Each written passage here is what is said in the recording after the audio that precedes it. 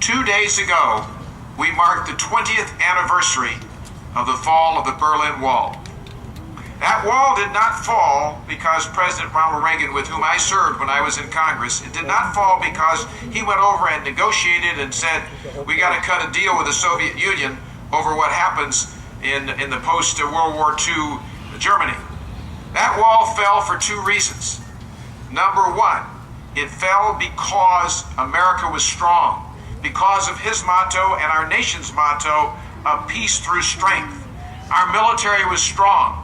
We outbuilt, we outmanned, we outgunned, we outarmed, and the Soviet Union knew we had done that to them. And number two, it fell because America stood as it stands today, as the beacon of freedom and democracy and hope.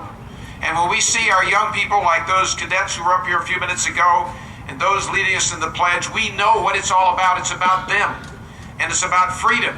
It's about individual liberty. It's about choice. It's about what we have stood for in the years of our freedom since the Founding Fathers gave us that great opportunity back 2 centuries and more ago. It fell, the wall fell because America stood strong with its allies and because America was that beacon and is that beacon of hope.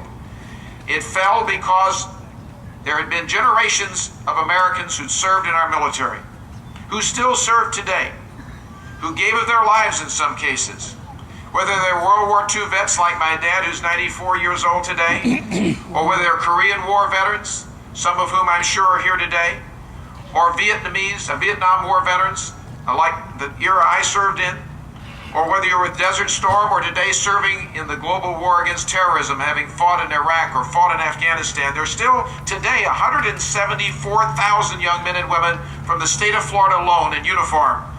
And I'm proud to say that one of them is Ingrid and my son, our youngest son, who is a captain of the United States Army and a graduate of West Point. We're proud of our military family. We should be proud of every man and woman who's ever worn the uniform or is wearing it today because they protect our freedoms. And no matter what branch of service you serve in or served in, you have made our nation the great free country it is today. I'm looking at today's veterans, though, and we can talk about why we're free. We need to also talk about what it is we have to do to thank our veterans. This ceremony is a reminder we have every year that we have men and women who not only have given their lives, but men and women who've given service to their country who need to be given benefits or perhaps are wounded in some way. There are 1.7 million veterans living in the state of Florida, 1.7 million. That's about 10% of our population. Now, some of us of the more or less older generation have been able to live through a wonderful economic period. We're not in one right now, but we have. We've had a Veterans Administration and Veterans Hospitals and other opportunities to provide service to us. But today, the young men and women who come back from Afghanistan or Iraq are facing something different. For one thing, even though we just passed a new GI Bill, they're facing a situation in which they may have received a wound that would have killed somebody in my generation because of two good things. The good news is that we have better body armor today to protect them. We have better medicine to keep them alive. We have the ability to repair parts of the body we never could have before. That's the good news. The bad news is, though, that some, not all, but some who are coming back are more handicapped, more disabled, and in larger numbers than we've ever had previously. So our veterans homes, our nursing homes, our veterans hospitals are taxed. And we have young men and women who come back who may well be able to work, who are not that disabled, but may have some handicap, and there are those who are reluctant to give them a job. This is Hire a Vet Month. I just came from an office, a business in St. Petersburg, where they had a breakfast honoring their veterans, all of the employees who are veterans. I don't know how many businesses do that. I'd like to think a lot of them do, but not enough do.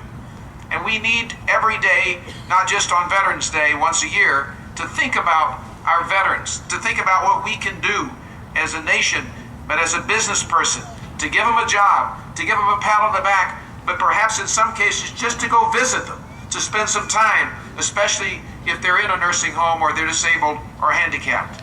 And that's true whether they're a young veteran or an old veteran. It doesn't matter.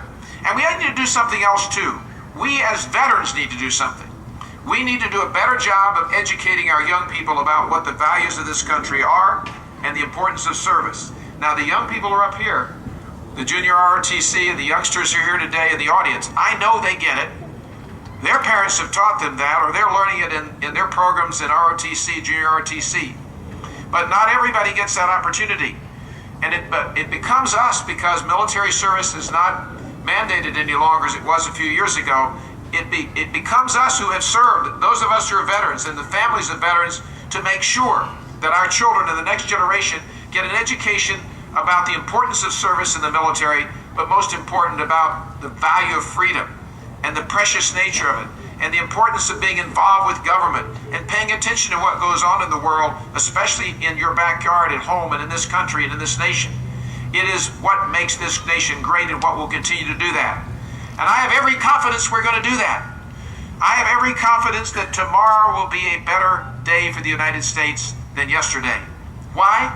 Because I see a lot of young people like behind me here today and in the audience. Because I see the young men and women who are serving and serve with my son and with many of your children and your grandchildren.